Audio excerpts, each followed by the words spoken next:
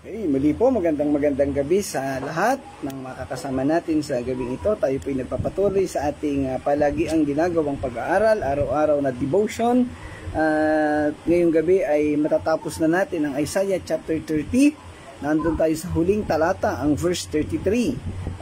Kagaya ng ating natalakay ng mga nakalipas na araw, ang mga talatang 27 to 33 ay tumutukoy sa pagpaparusa ng Panginoong Diyos sa Assyria na nagpahirap sa Israel.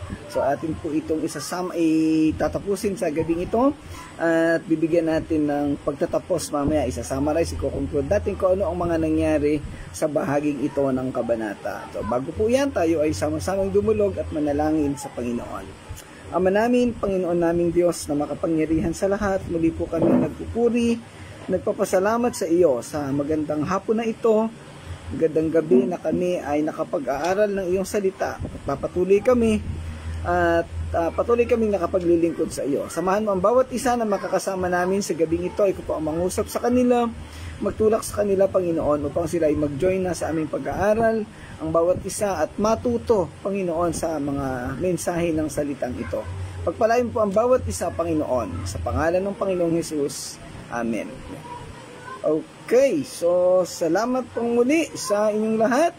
Magandang gabi kay Pastor Claude, kay Sister Irene. Okay, tayo po ay magpapatuloy sa ating pag-aaral. Isaiah chapter 30, verse 33. Okay, magandang gabi kay Christine Chua. Si Christine Chua nga ba ito sa Antipolo? Yan, okay. Siyempre kasama ko dito sa church si Pastor Claude at ang mga kapatid natin dito sa Touching Lives ay maya-maya ay mag-join yan. So bigyan muna natin ang recap, pagbabalik tanaw sa ating natalakay kagabi, ang verses 30 to 32.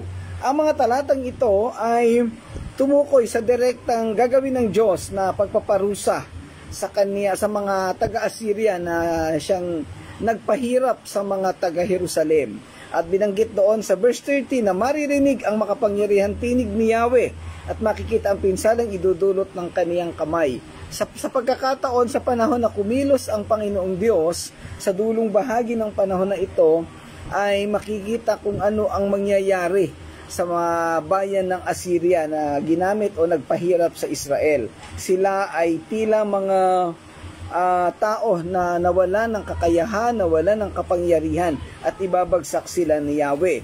Maalala natin ang nangyari ang pagkakataon na to sa panahon ni Haring Sennacherib ng Assyria na kung kailan sinalakay nila o pinaligiran nila ang bayan ng Jerusalem at para ito ay kubkubin, nagtayo ng mga kubol sa kanilang paligid. Subalit sa intervention ni Yahweh ay walang nagawa ang kanilang mga kubol o ang kanilang mga puwersa dahil sila ay tila mga alabok na ipinalid o dinala sa iba't ibang lugar at walang nangyaring pagkubkob sa mga Israelita. Ang Israelita ay takot na takot kaya sila ay pumunta sa Ehipto para humingi ng tulong. Subalit wala namang nagawa ang mga Israelita. Sa dulo ay si Yahweh pa rin ang tumulong sa kanila at sila ay nakaligtas sa kamay ng mga Assyria. Okay, magandang gabi kay Nanay Mercy at kay Ate Alma, sa inyong mga pamilya. Nawa ang mga kasama ninyo sa bahay ay kasamang nakikinig. Kina Ate Mercy na malawa ay naandyan si Nate, si Hart, si Nicole at iba pang mga kasama sa bahay. Kina Ate Alma naman, si Sam, ang buong pamilya, si Abby, sina Kuya Bob, nawa ay kasamang nakikinig at matuto tayong lahat sa pag-aaral na ito ng salita ng Panginoon. So atin nga tinatapos sa gabing ito ang kabanatang 30 ng aklat ng Isaiah. Yun ngang talatang 30 hanggang 32 ay umikot sa pagpaparusa na gagawin ng Diyos sa mga taga-Assyria. Sa bandang huli, natutunan natin na yung tinangka nilang pagkubkob sa Israel o sa Jerusalem ay hindi natuloy.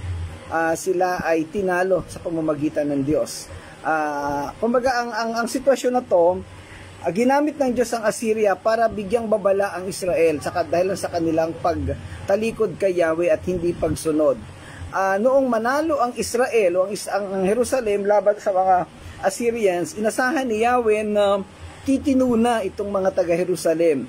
at susunod na sa Kanya. Kaya lang, ganoon pa rin, natili pa rin ang katigasan ng mga taga-Jerusalem. Kaya bandang huli, finally, hindi na sila tinulukan ni Yahweh, noong ang sumalakay naman sa kanila ay mga taga-Babylonia. Kaya sa dulong bahagi nito ay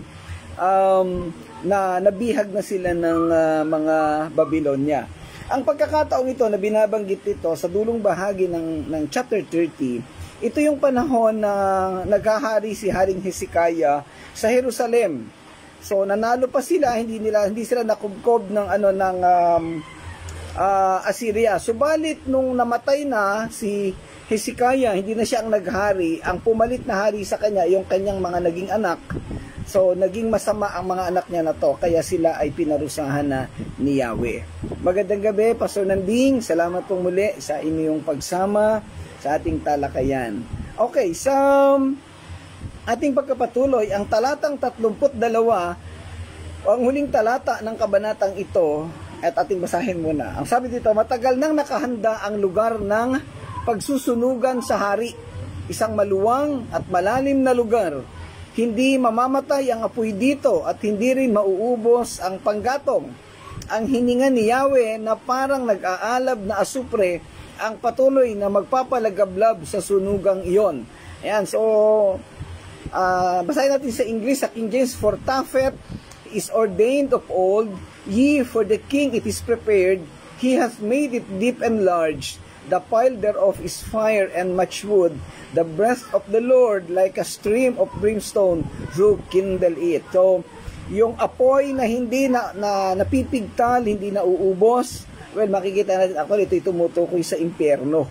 Yung binabanggit na hari dito, ito yung hari ng Assyria, kasama ang kanyang mga kampo, ng kanyang mga tagasunod.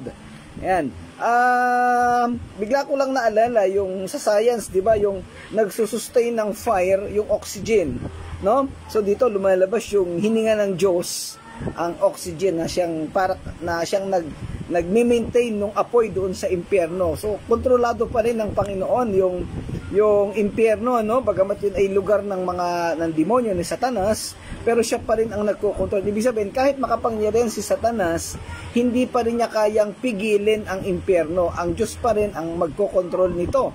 At habang panahon ay susunugin niya doon ang mga masasamang tao na itinapo niya. Kasi kung kontrolado ni Satanas ang impyerno, literally ma-analyze natin, bagamat wala itong direktang binabanggit sa Biblia, malamang pahihintuin ni Satanas yung apoy o yung pagpaparusa doon sa impyerno. Kaya lang, again, wala siyang kakayahan na gawin ito. Tanging si Yahweh, tanging ang Diyos lamang ang may kakayahan. Kaya ang sino mang tao na mapapapunta doon ay talagang makakaranas ng walang katapusang kahirapan o kabigatan. Ang sabi dito ay naglalagablab na asupre, sulfur, yung apoy, at hindi ito nauubos.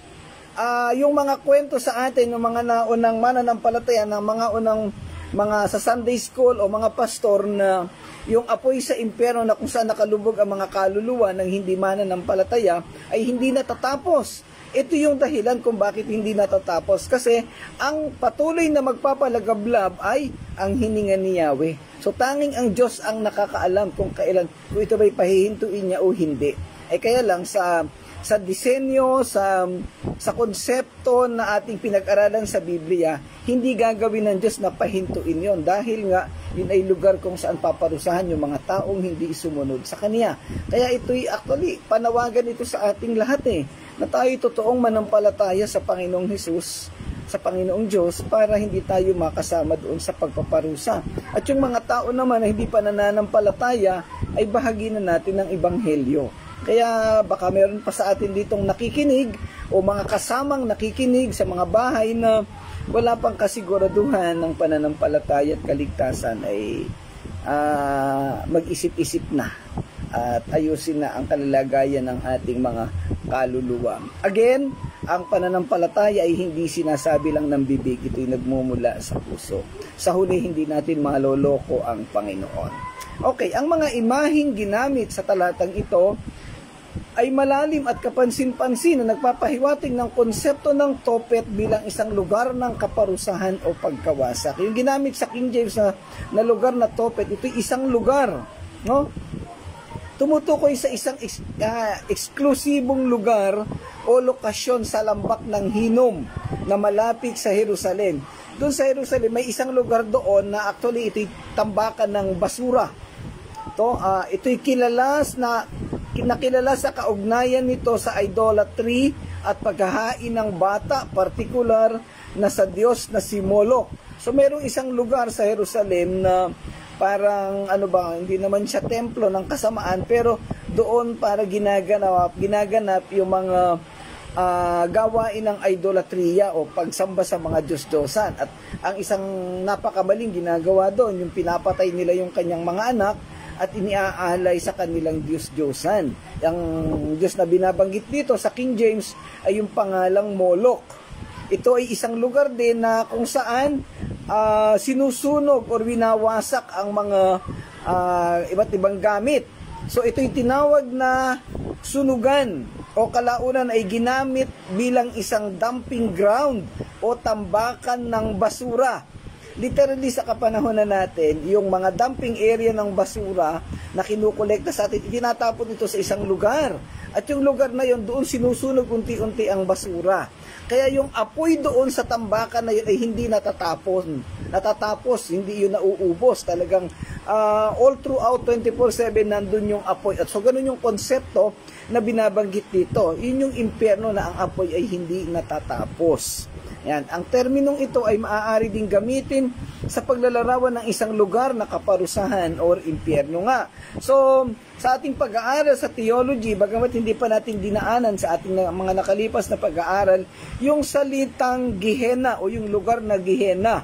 Yan, I'm sure ay familiar si Pastor Nanding dito. Yung Gehenna, isang lugar sa Jerusalem natin nga, tambakan ng basura at doon itinatapon ang mga basura at doon din dinadala o pinaparusahan yung mga tao. Kaya ikinumpara ito doon sa tinatawag nating Sheol or impyerno. Doon sila paparusahan, doon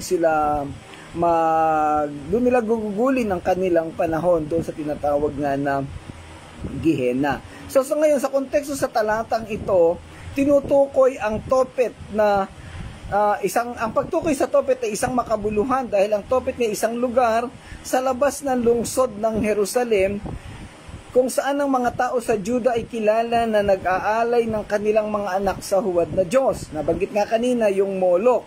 Sa pag-asang makamit ang banal na pabor.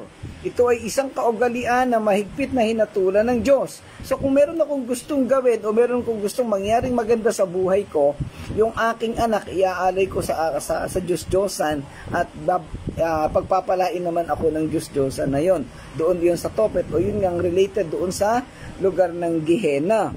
Ito ay isang kaugalian na mahigpit na tinatulan ng Diyos at sa huli ay humantong ito sa pagkawasak at pagkatapon ng mga tao ng Juda sa mga kamay ng kanilang mga kaaway. Kaya ang pagbanggit ng Tophet sa talatang ito ay nagsisilbing paalala ng mga kahihinatnan ng pagtalikod sa Diyos at pagsali sa mga gawaing idolatry or idolatrous activities.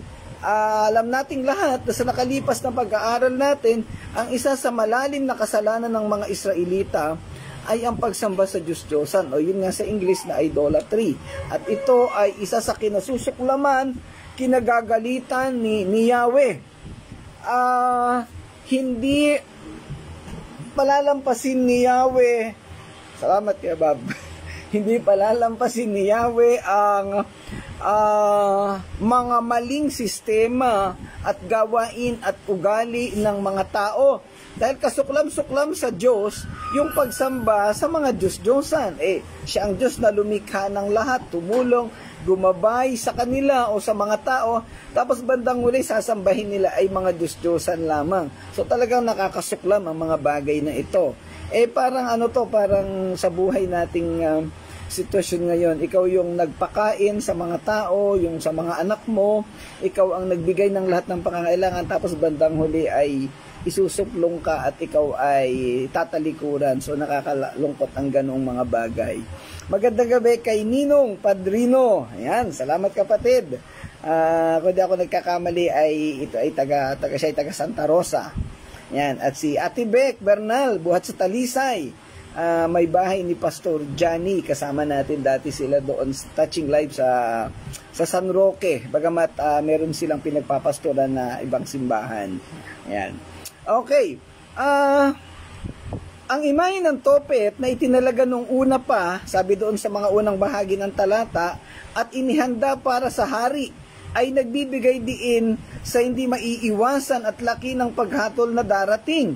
Ang pagbanggit sa lalim at laki ng Topet, gayon din ang paglalarawan ng apoy at maraming kahoy, at ang hininga ng Panginoon tulad ng isang batis ng asupre or lake of fire. Lahat ay nakakatulong sa paglalarawan ng Topet bilang isang lugar ng napakalawak at nakakatakot na pagkawasak. Yung asupre sa English ay sulfur. Ito yung chemical na lumalabas doon sa apoy ng bulkan. Pag sumabog ang bulkan, ang lumalabas na elemento doon ay sulfur. Hindi ko alam kung anong periodical symbol ng ng sulfur. Alamin mo nga, Pastor Claude, ng sulfur doon sa mga nag-aaral ng chemistry. Sayang wala si wala si Teacher Jane, no? Wala ang ating chemist sa oras na ito, Ayan. So yun yung apoy, yung chemical na lumalabas sa apoy na doon sa mga apoy na lumalabas sa bulkan pag sumasabog. Ngayon, isipin natin kung gaano kainit pag sumabog ang bulkan. Okay, naandito ang kapatid ni Sister Jane, si Freddy. Magandang gabi, Freddy. At si Sister Gertrudes. Ayan. Imagine natin at paramdamin kung gaano kainit yung lumalabas na apoy doon sa bulkan pag sumabog. Dito sa impyerno o sa lake of fire na tinatawag, doon sa Topet o doon sa Gehenna, ang asupre, yung apoy ng asupre, yung init niya, doon mismo titira yung mga taong hindi mananampalataya sa Panginoon. Talagang makikilabutan ka. At sabi ko nga lagi sa mga kwento at sa mga pag nag-share ng gospel, pag siguro si Ate Alma, si Irene, nagsasaing, yung mga lahat si Ate Beth, yung mga nagsasaing, pagka nahawakan mo yung takip ng kaldero at nainitan ka, mapapasok ka, itatapon mo yung takip ng kaldero. So pag natapon mo, wala na yung init. Kaya lang dito sa Gehenna, dito sa Topet, yung init ng asupre, hindi mo pwedeng itapon, doon nakalubog ang iyong kaluluwa. At ang masama pa nito, yung kaluluwa mo na nararamdaman mo, baka sabihin ng iba, ng mga pilosopo, kaluluwa na yan, wala na yung pakiramdam. Hindi po, kasi ang kaluluwa ay nakakaramdam. At yun nga ang magiging kaparusahan sa mga kaluluwa na hindi na nampalataya sa Panginoong Diyos. No? Yan po, kaya ang binabanggit dito, actually ang talatang 32 ay nakafocus dun sa hari ng Assyria na paparusahan ng Diyos dahil sa kanyang kayabangan, sa pagmamalaki, at sa hindi pagsunod sa Diyos, at kasama na rin yung pagpaparusa niya at pagkubkob sa Jerusalem. At ang binabanggit nga dito ay matagal nang nakahanda, matagal nang nakahanda ang kanyang pupuntahan. Sabi doon, matagal nang nakahanda ang lugar na pagsusunugan sa hari. Aba, ay parang ano ba yung mga tao, mga bagay na sinusunog, ihinahanda. Ito, ready na, itatapon na lang siya doon. No? Parang, dapat, samantalang, kabaligtaran doon sa John chapter 14, ang sinabi ng Panginoong Hesus, ginagawa niya tayo ng kwarto, ng tahanan doon sa langit. Dito kabaligtaran, ang ihinanda dito sa hari ng Assyria ay sunugan. At sabihin, susunugin siya, para sigurong magpipesa, nakahanda na yung baga sa lilitsuning baboy. Ito, susunugin ng kaluluwa. Parang, nakakaawa naman ito, Kaya lang, syempre, ini kaparusahan ng Diyos sa kanya. At ang sabi doon, hindi mamamatay ang apoy at hindi rin mauubos ang panggatong. Kasi nga yung panggatong, inyong hininga ng Diyos na magsusustain sa apoy. Kaya nga, ito yung tinatawag nating eternal punishment. Kung merong eternal na kagandahan doon sa langit, meron namang eternal na kapangitan sa impyerno. Yan.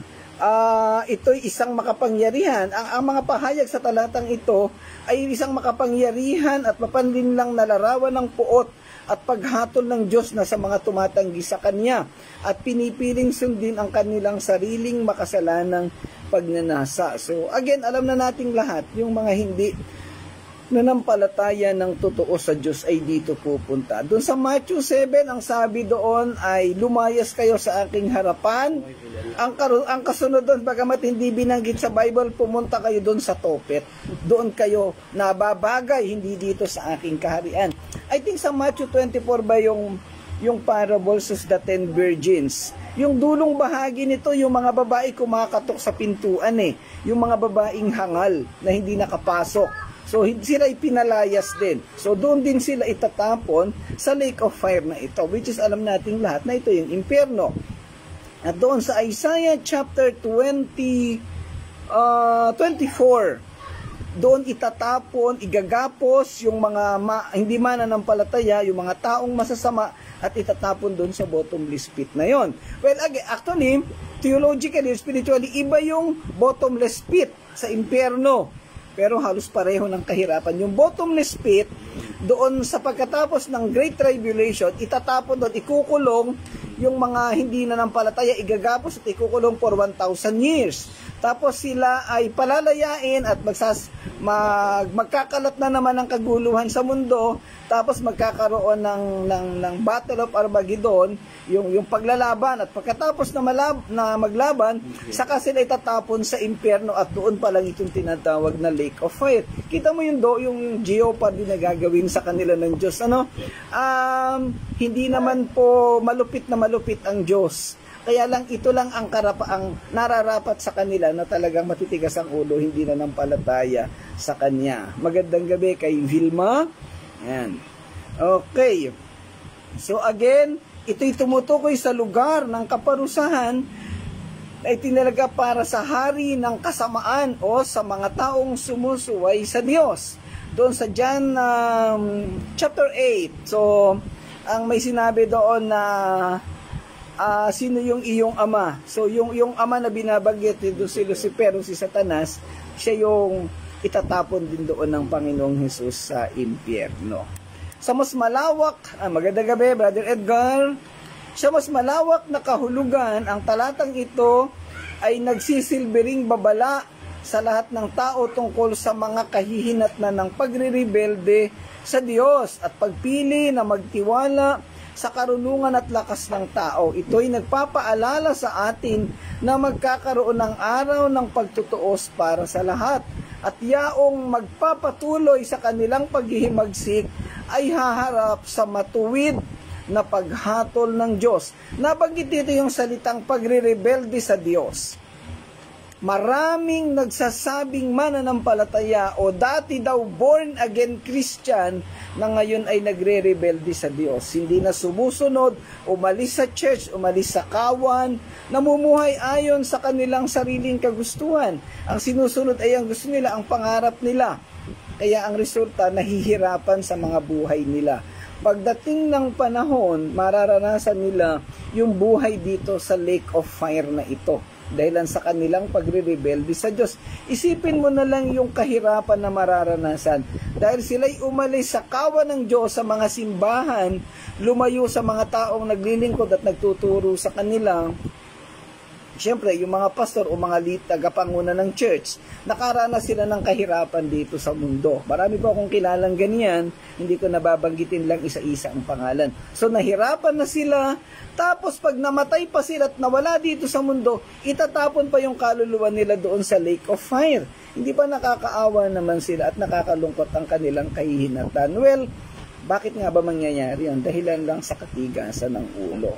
Marami po akong mga kinakausap na tao sa kasalukuyang panahon. Iniisa-isa ko, inuunti-unti kong i-chat, i-reach out uli yung mga taong dati nating kasama dito sa Touching Lives. Ang dami po nila kasi konti na lang yung natitira sa atin ngayon. So, ilan na lang ba tayo? Wala na yata tayong 15 dito sa church, Pero kung lahat din, siguro mga kulang-kulang 100 lahat yung mga tao na yan, na naabot natin dito sa loob ng 4 na taon at kalahati. So, Ang natitira sa atin ay parang mga 10-15% na lang. Ano po? Yung 85% na yan, inuunti-unti nating abutin. Nakakaawa ang mangyayari sa kanila pag sila'y nagpatuloy na magmatigas o magrebelde sa Panginoon, doon sila itatapon. Kaya ito pong talata na to actually ay binabanggit natin at idinidiin bilang babala sa atin na natitira pa sa church. Well, hindi naman natin sinasabi na ito lang yung church na ligtas. Hindi naman tayo kasama doon sa denomination na ganoon. Merong ganong denomination, ano po? Kaya lang, dahil kaanib tayo sa simbahan na to, manatili tayo na maglingkod sa Panginoon at sumunod sa kanyang kalooban. Yung mga bagay na ginagawa nating alam nating mali at hindi nakapagbibigay kaluguran sa Panginoon, ay wag na nating ituloy. Lagyan na natin ng tuldok. I-period na natin yung mga bagay na mali at alam nating hindi kalugod-lugod sa Panginoon. Mga kapatid, baka ang ginagawa natin sa buhay natin ay nagiging kalugod-lugod lang sa sarili natin at hindi kalugod-lugod sa Panginoon, ay kalimutan po natin yan. Ito ang pagkakataon para tayo makaahon, para tayo lumipat doon sa bagong bahagi ng buhay natin. Okay lang, kalimutan na natin na nagkamali nung unang panahon, na-enjoy ang buhay, napadpad sa kasamaan, sa kasalanan. At least may pagkakataon tayo ngayon na ayusin ang buhay natin. Wala namang perpekto, lahat ay nagkakamali. Pero ang dahilan ng ating pag-aaral na ito, at ito ang dahilan kung bakit nananatili ang ating daily devotion, bakit nananatili pa rin ang church sa mga sitwasyon na ito, dahil may plano pa ang Diyos na iayos tayong lahat. Pwede pa tayong magbago, pwede pa nating iayos ang ating sarili para sa dulong panahon, hindi tayo maka-reunion dito ng hari ng Assyria. Kasi mahirap makipag-reunion dun sa lugar na nakalubog ka sa apoy ng asupre. Kung ako, makikipag-reunion ako doon sa sa kalangitan, kung saan kasama ko ang Panginoong Hesus. Kaya lang, kailangan natin gawin kung ano ang tama, kung ano ang nararapat. Gaano man kasaya sa impyerno, kasi unlimited ang bisyo, unlimited ang alak, unlimited siguro ang mga mobile games o ano pang mga kinahihiligan natin ngayon. Lahat ng kasamaan ay unlimited. Pero unlimited din ang hirap, kasi unlimited ang apoy na naggagaling mismo sa hininga ng Diyos. Doon na lang ako sa unlimited na kapayapaan sa langit, kasi mas masarap ang buhay doon. Kung sino sa inyo yung gustong sumama at talagang dapat ay mapasama, ayusin ang buhay. At wag na natin gayahin ang binabanggit sa mga talatang ito. Mga kapatid, pansinin po ninyo, ang ating mga tinalakay simula ng mga nakalipas na panahon, mga napakaraming araw. Sabi ko nga kay Pastor Cruz, actually yung lesson natin paulit-ulit lang paikot-ikot. Minsan nagagalit ang Diyos, patatawarin, nagagalit, patatawarin, parurusahan. Pero kung mapapansin mo, parang boring kasi paulit-ulit lang. Pero bakit ito pinapaulit-ulit ng Diyos sa Biblia? Para po lalo tayong matuto. Para lalo nating maunawaan kung ano ang plano at kung ano ang mangyayari pag tayo na natiling nagre-rebelde at nagmamatigas sa Panginoon. Hindi kalooban ng Diyos na mapahamak ang kaniyang mga anak, ang mga taong pinili niya. Kaya talagang idinidiin niya ang mga katuruan na ito. Ngayon, kung tayo patuloy na magmamatigas at hindi susunod sa Panginoon, ay nakakaawa, nakakalungkot ang mangyayari sa ating lahat. Hindi po ako ang susundin ninyo. Bagamat ako po yung nagtuturo, nagdi-discuss nito, ay ginagamit lang ako ng Panginoon. Yung inyong pagsunod sa tama ay hindi dahil sa pagsunod sa akin.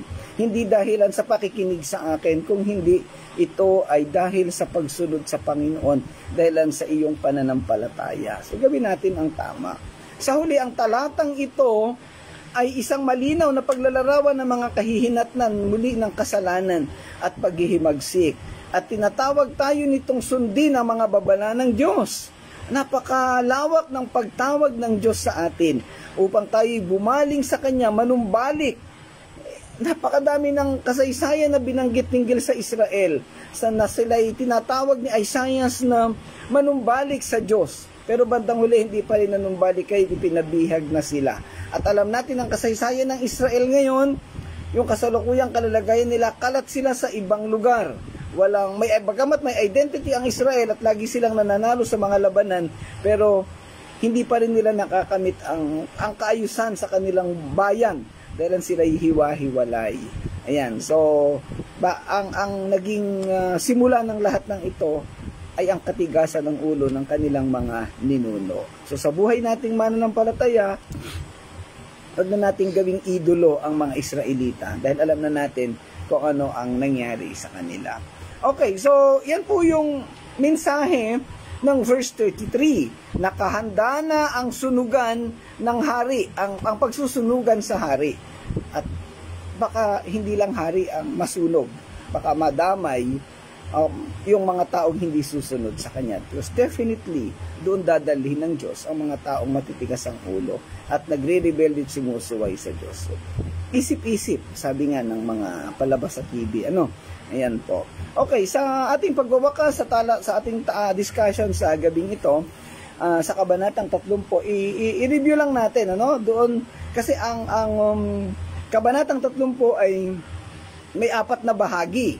Yung talatang 1 hanggang 7, tumutukoy sa isang makatarungang pagsaway ng sa mga tao sa kanilang kapaghatian ay nagtiwala at umasa sa tulong ng mga Ehipsyo. So dito sa talatang 1 to 7, ay sinaway sila ni Isaiah na huwag kayong magtiwala sa mga Egyptians dahil hindi nila kayo kayang iligtas. Pero ang ginawa nila, sila'y nagpatuloy na magtiwala sa Egypt. Dinala ang kanilang mga ari-arian doon, kayamanan, ginawang pasalubong sa Parao para sila'y tulungan. Pero bandang huli ay hindi rin naman sila natulungan. Ang sabi doon sa komentary ni Warren Wiersbe, napakalaking halaga ang isinira, ang sinayang at tinapon ng mga taga-Jerusalem. Dapat ay itinago na lang nila yung sa nilang templo at humingi sila ng tulong sa Diyos. Wala pang bayad, hindi sila maghihirap. So kaya lang ganun ang nangyari.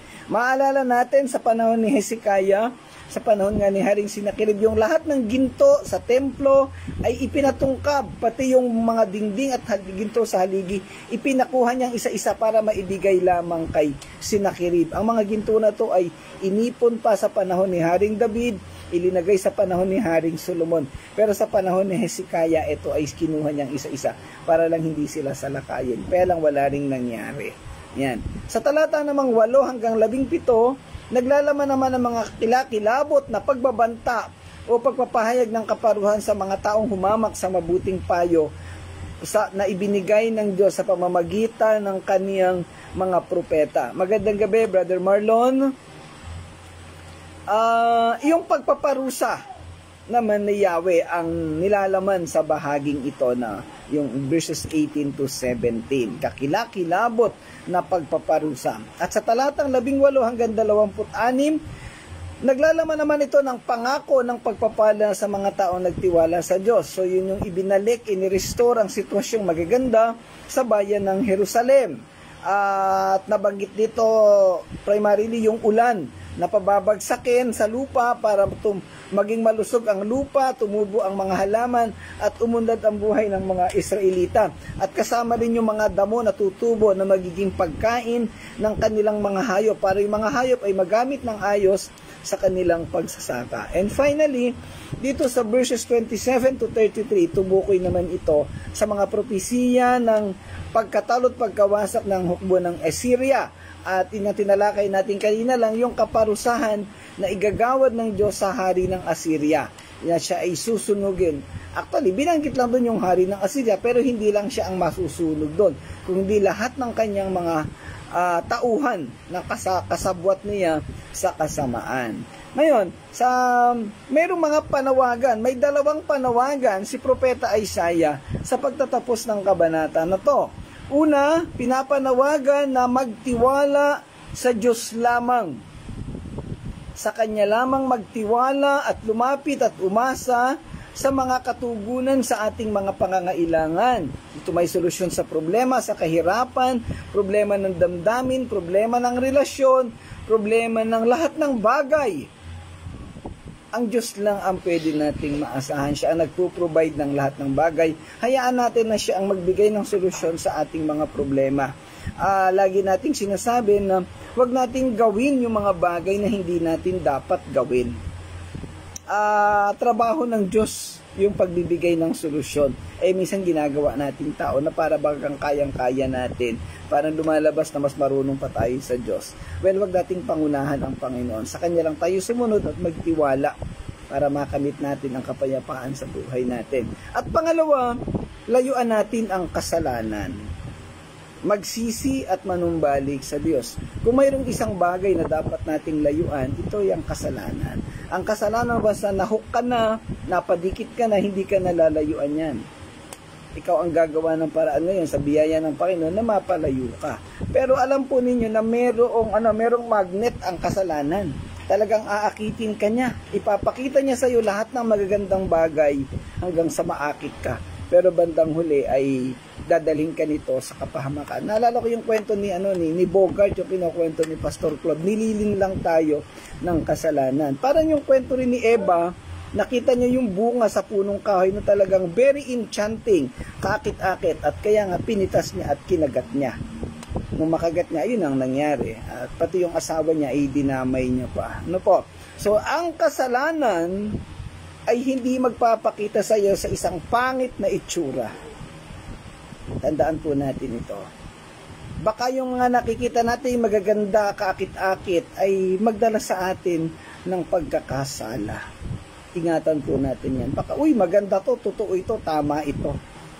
Siguraduhin natin na ito'y naaayon sa kalooban ng Panginoong Diyos. Dahil baka tayo'y masira, baka tayo ay bumagsak. Si Satanas, si Lucifer, ay hindi magpapakita sa atin na may sungay, may buntot, o nanlilisik ang mata. Salit ayan ay magdadamit ng maganda, sasakay sa magandang sasakyan, at magiging napakagwapo para maging kaakit-akit sa mga babae na naghahanap o mahihilig tumingin sa magagandang lalaki. Minsan-minsan, titingin din kayo sa mga kagaya naming hindi gwapo para kasi baka sobrang hilig mo sa gwapo, masisira kayo. Baka si Lucifer pala ang mga bagay na iyan. Ayan, hindi lahat ng kaakit-akit ay pangit. Magaganda nga yung mga kaakit-akit. Ang lahat ng kaakit-akit ay pangit. Hindi naman lahat. Meron din naman biglang kumambyo. Ayan. So, tatandaan natin mga kapatid, sa inyo pong lahat, sa ating lahat actually, hindi lang naman kayo, pati po ako, kahit ako'y pastor, alam nating lahat na wala namang immune dito. Lahat ay bumabagsak sa kasalanan at lahat ay pwedeng maloko, masira. Kaya nga tayo may pag-aaral, kaya tayo may banal na spirito, kaya kahit boring, kahit mahirap, pinipilit po natin na magpatuloy ang pag-aaral, pinipilit natin na gawin regularly ang ating daily devotion para tayo matuto. Kaya lang kung magiging sarado ang ating kaisipan sa pagkatuto, sa pag-aaral at sa pag-absorb ng mga kaalaman na to, baka maka-reunion natin si hari ng Assyria. Kaya nakakatakot po yan. Hindi madali ang ginagawa natin. Yung inyong pakikinig dyan, hindi madali. Naiintindihan ko po yan. Kasi kung ako na nagtuturo ay hindi nadadalian, di lalo na kayo sigurong nakikinig. Hindi po madali ang ginagawa natin. Sa totoo lang po. Sabi ko nga, hindi ko alam kung may ibang gumagawa. Alam mo yung mag-aaral ka araw-araw, gagawa mo ng lesson para maituro ng maayos. Hindi po iyan madali. Pero biyaya ng Panginoon, pinipilit natin, ginagawa natin yan para sa ikaayos ng gawain, para sa ating patuloy na paglago, pagkakilala sa Panginoon. So bigyan po natin ng value ang ating napapag-aralan at natutunan, hindi dahil sa hirap ko, kung hindi para sa pakinabang ninyong lahat na nakikinig, particularly yung mga bagong kasama natin, yung mga taga-Touching Live. Siyempre, si Pastor Nanding, wala na yung iniisip. Kasi in few months from now, ay magre-retire na siya. Maayos ang buhay. Naglingkod sa Panginoon. Worthy servant of God. Papapasukin sa kaharian niya. Tayo po, nasaan ba tayo pag dumating ang panahon na yan? So, tayo po yung magpatuloy na mag-aral, magkaroon ng kababaang loob, tanggapin ang mga tinuturo at para tayo matuto. Baka kaya ka nabibikitan sa sitwasyon mo sa buhay, baka kaya ka laging malungkot o laging balisa, dahil marami kang kasalanan, marami kang hindi mo nagagampanan ang pangangailangan mong gawin sa Panginoon. Magandang gabi kay Sir Ed Rivera. Salamat po sa inyong pagdaan. Ayan. Baka kaya hindi nagiging mapayapa ang buhay natin ngayon dahil may kakulangan sa pagsunod at paglilingkod sa Panginoon. Again, assess, reflect, search me, O God. Tingin natin sa Panginoon. Bukas po ay linggo, isi-celebrate natin ang Resurrection Sunday. Resurrection Sunday is victory, tagumpay ng Panginoong Hesus. Dapat tayong mga tagasunod niya ay makaranas ng kaparehong tagumpay. Dapat maranasan natin ang kagandahan at kaayusan ng buhay dahil tayo'y mga tagasunod ng Panginoong Hesus. Salamat mga kapatid sa inyong pakikinig. Salamat sa inyong pagsama. Tayo po ay manalangin sa ating pagwawakas. O dakila naming Diyos, Panginoon naming Ama, patuloy po kaming nagpapasalamat sa katatapos naming pag-aaral. Salamat sa mga aralin. Salamat sa mga katuruan na ibinigay mo sa amin, Panginoon. Patuloy kong dalangin, Ama, ang iyong pagpapala at paggabay sa bawat isang nakikinig, nakapakinig o makikinig at manonood pa ng video na ito, Panginoon. Tulungan mo po sila na makita at maunawaan nila ang kahalagahan ng aralin na ito at sa pamamagitan nito ay magkaroon ng pusong mapagpakumbaba, sumusuko at nagsisisi sa mga kasalanan at nanunumbalik sa iyo upang sa dulo ng panahon ay maranasan ng bawat isa ang buhay na ganap at kasiyasiya, buhay na kasama ka. Panginoon, salamat po, pagpalain mo po ang lahat, pagpalain po ang bawat isa. Patuloy kaming makapagbigay ng karangal at kapurihan sa iyo. Salamat po. Ito po ang dalangin namin sa pangalan ng Panginoong Hesus. Amen. Amen. Okay. Salamat po. Nahuli si Pastor Redentor. Susunod Pastor, agahan mo. Pastor Redentor ay misyonero sa Lemery, Batangas. Salamat po. Kumusta kay Bishop? Okay. So kita-kita po tayo bukas alas 9 ng umaga sa ating resurrection service. Tagumpay ang buhay natin pag tayo ay nakadugtong sa Panginoon. God bless everyone. See you tomorrow. To God be the glory. Bye po.